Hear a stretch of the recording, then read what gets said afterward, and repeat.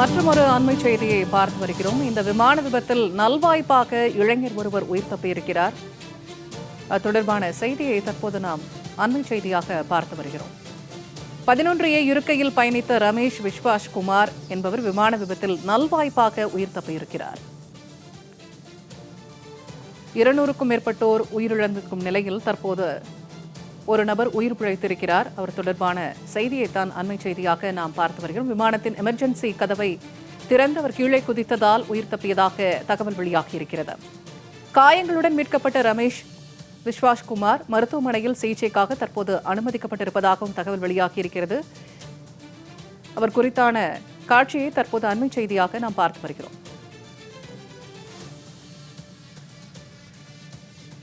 விமானம் வெடித்து சிதறியதில் அதில் பயணித்த அனைவரும் உயிரிழந்திருக்கலாம் என்று அஞ்சப்பட்ட நிலையில் அதில் பயணித்த ஒரே ஒரு நபர் மட்டும் அவசர கால வழியாக உயிர் பிழைத்திருக்கிறார். அது தொடர்பான செய்தியைத்தான் அண்மை செய்தியாக நாம் பார்த்து வருகிறோம்.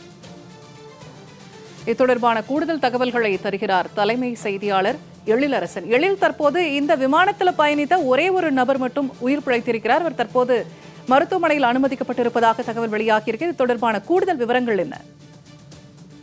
பூர்ணிமா, இப்ப பாத்தீங்கன்னா இன்று பிற்பகல் அகமதாபாத் சர்தார் வல்லபாய் பட்டேல் சர்வதேச விமான நிலையத்திலிருந்து லண்டனை நோக்கி புறப்பட்ட போயிங் விமானம் 787 ட்ரீம் லைனர் விமானம்.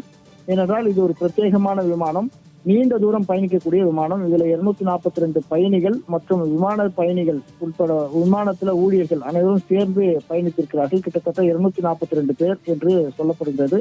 இந்த நிலையில அந்த விமானம் விபத்தை சந்தித்த நிலைமையில கிட்டத்தட்ட அந்த விமானத்தில் பயணித்த அனைவருமே உயிரிழந்திருப்பதற்கு வாய்ப்பு இருக்கிறது. ஒருவர் கூட தப்பிப்பதற்கு வாய்ப்பு இல்லை என விமான நிபுணர்கள் எல்லாம் கருத்து தெரிவித்தார்கள். அது மட்டுமல்ல, அகமதாபாத் மாநகரத்தினுடைய காவல் ஆணையர் இந்த தகவலை உறுதியாக கூறியிருந்தார். ஏனென்றால் மிகப்பெரிய ஒரு விபத்து நடந்திருக்கிறது. கிட்டத்தட்ட அந்த விமானம் 9 மணி நேரம், அதாவது அகமதாபாத்திலிருந்து புறப்பட்டு அது நேரடியாக லண்டன் செல்கிறது என்பதனால் தொடர்ந்து 9 மணி நேரத்துக்கு மேலாக அந்த பயணம் இருக்கும் என்ற காரணத்தினால விமானத்தினுடைய அந்த டேங்க் முழுவதுமாக 58,000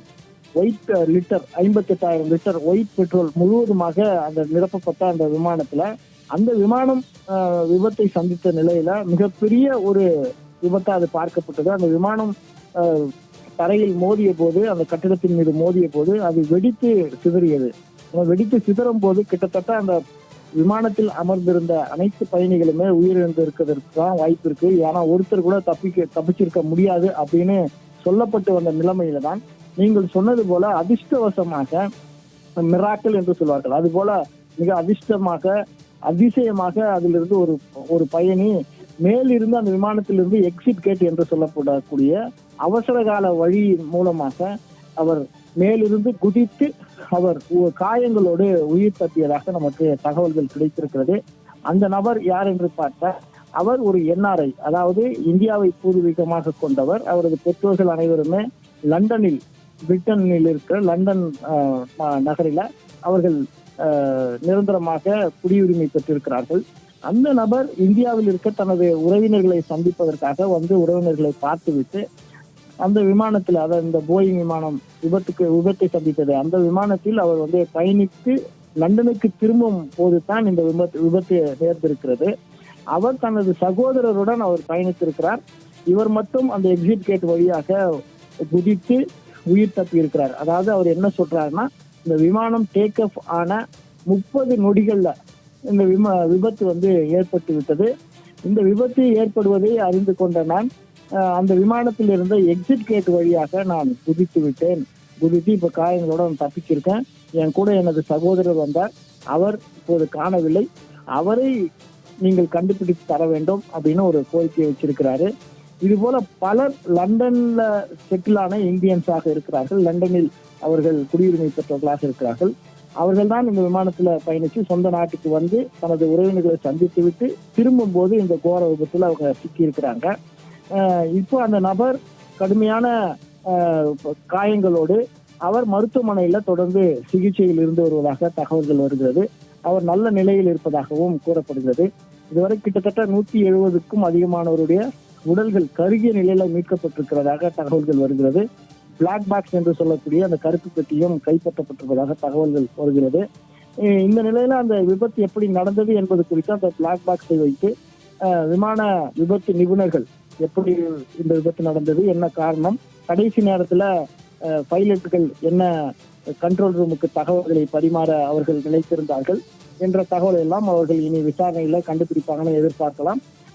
இந்த கட்டத்துல எத்தனை பேர் உயிர் இருந்திருக்காங்களோ அவர்கள் யார் யார் யாருடையது என்ன, அவர்களுடைய உடல்கள் விவரங்கள் என்ன என்பதையெல்லாம் டிஎன்ஏ சோதனை அடிப்படையில் கண்டுபிடிப்பதற்கு மருத்துவ குழு முனைந்திருப்பதாக நமக்கு தகவல்கள் வருகிறது.